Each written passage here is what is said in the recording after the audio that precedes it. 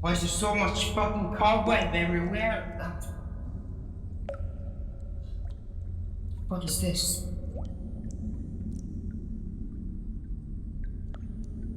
Is this a fucking box?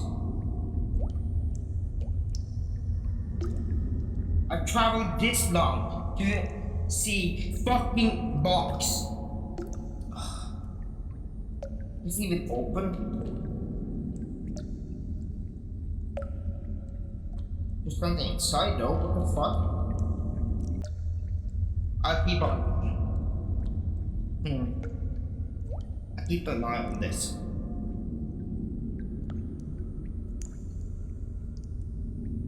There's a way out there though.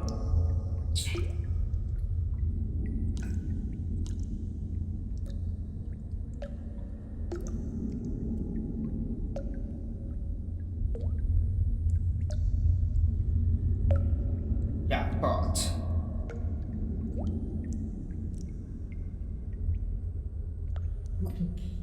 What? Look at this. Look at this treasure.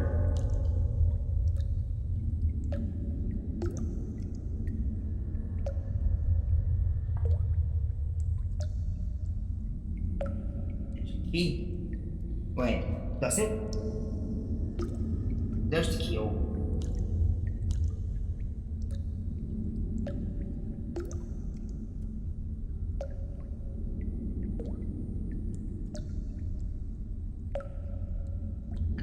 It worked.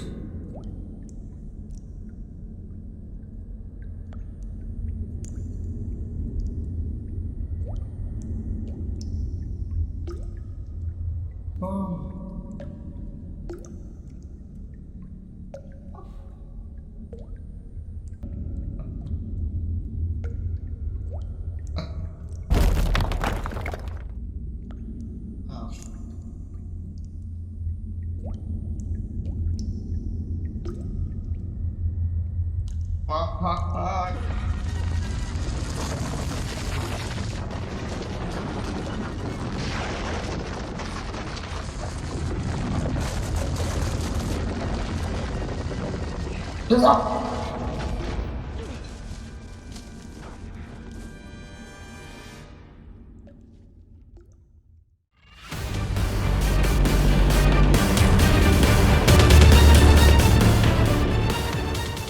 Hey, what's up, film enthusiasts, and welcome back to another review. I just got done watching Indiana Jones and the Dial of Destiny, and here is my honest and spoiler-free review.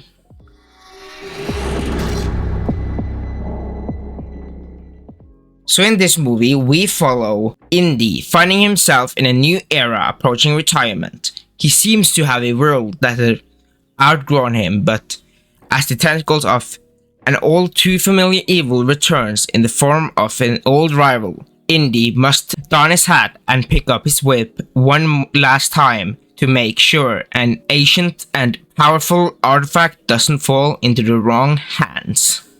Indiana Jones and the Dial of Destiny, man. I was someone that didn't grow up with Indiana Jones, obviously, and I just recently got into it about like 2 weeks ago. And I can agree, there's some good and some bad. For example, the first trilogy is really good. And with Indiana Jones and Temple of Doom being my personal favorite out of all those three. And then we have Crystal Skull. It's not as bad as people say it is, but it's bad. Don't get me wrong, I still like that movie, but there's flaws. For me, I don't really like the whole alien kind of stuff and outer dimensional like spaceships and everything. That was just like something I didn't like. And now bringing us 15 years later with the fifth and final installment of this franchise. I personally enjoyed it. Does it have flaws? Yes. It is better than Crystal Skull, in my opinion. If I were to rank the Indiana Jones movie, this is my list. So a fifth, Crystal Skull. Fourth, Dial of Destiny. Third, The Last Crusade. Second, Raiders of the Lost Ark. And the first is Temple of Doom. Like I said, Temple of Doom is my personal favorite out of the 5 movies. And now with Indiana Jones and the Dial of Destiny. Let's talk about the good side first. So what did I like about this movie? Let's start off with Harrison Ford. He did such an amazing job this time around.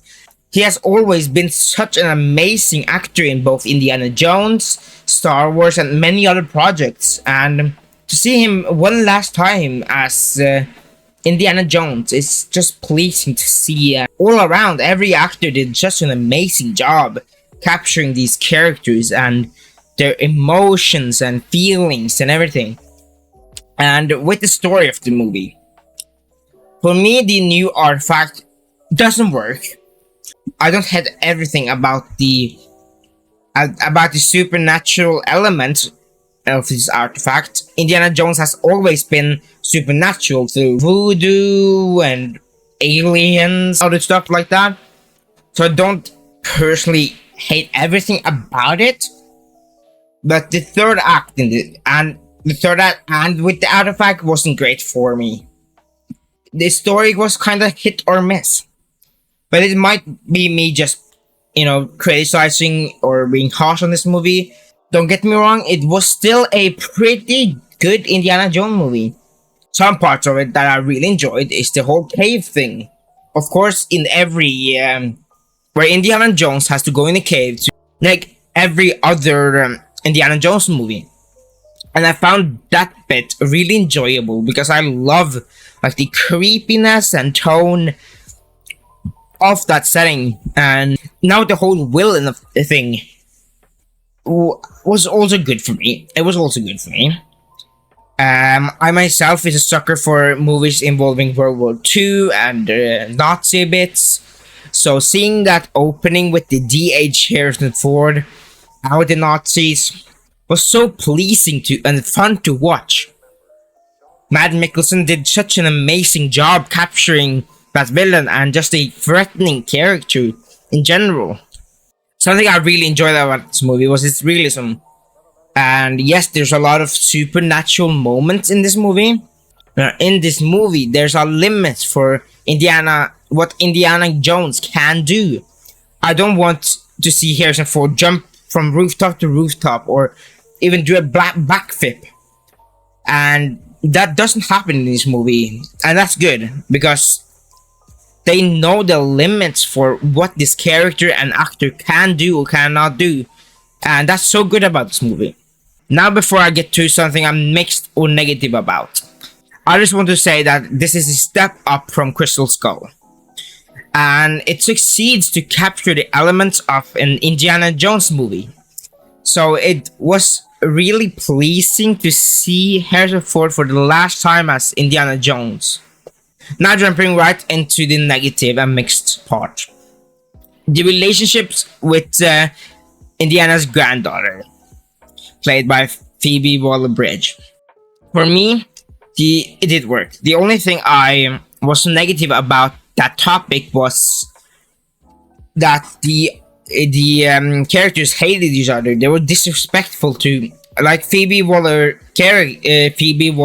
character always complains and being negative to Indiana Jones, and I don't get why they are doing that. They are disrespectful how old he is and can't do something like. So it's like you're getting old. I'm not like. That's the theme about this movie almost, and that I didn't understand why they would go that route. But my biggest negative about this movie was how it ended. It didn't satisfy my needs. For me, it's a finale film of such an iconic and amazing franchise. So it felt kind of disappointing. And don't get me wrong, this movie was good, but for an ending of this franchise was kind of disappointing. So for this movie, I'm giving cinematography 1 point. Something that was missing about this movie, and that was all those cool shots from Steven Spielberg's movie. For example, with those shots, now with the transitions and the shots with Indiana Jones' shadow while he's putting a hat on, and all these iconic scenes are kind of lacking in this movie. And the action in this movie just felt very generic compared to the other Indiana Jones movies. It felt like you're watching just a regular old action movie. And now for acting and dialogue, I'm giving it 2 points. Everyone did such a pretty good job with these characters, but like I said, the relationship with Phoebe Waller-Bridge character and Indiana Jones didn't work for me. And now with storytelling, I'm giving it 2 points as well. Like I said, it does capture some elements for an Indiana Jones movie, but the ending for me was disappointing. I wish that Indiana Jones had a better ending than this, but it hadn't, and that's kind of sad. Now, did I like it? Does it deserve one more point? Yeah, I do think I enjoyed this movie, so it does deserve one more point. But the ending was so disappointing. The relationship and also action was just disappointing. But it does deserve one more point. I found this movie enjoyable to watch in theaters, but there's a lot of flaws, and the ending was just very bad. So if I just add those up, that would be 5 points. With one bonus point, that would be 6 points. Now, with that, I will be ranking this movie at 6 out of 10, or a 3 out of 5 stars if you're counting Letterboxd, Rotten Tomatoes, or any other ranking place where they use stars. This movie was disappointing, but I still think it was a decent movie. I think that you should watch this in theaters. It is worthy of watching in theaters. But that's just my review on this movie. What did you think about it? What did you like or dislike about it? Don't forget to like and subscribe. That would mean a lot to me. It's free and it takes 1 second. But yeah, I'll see you guys in another video. Peace out.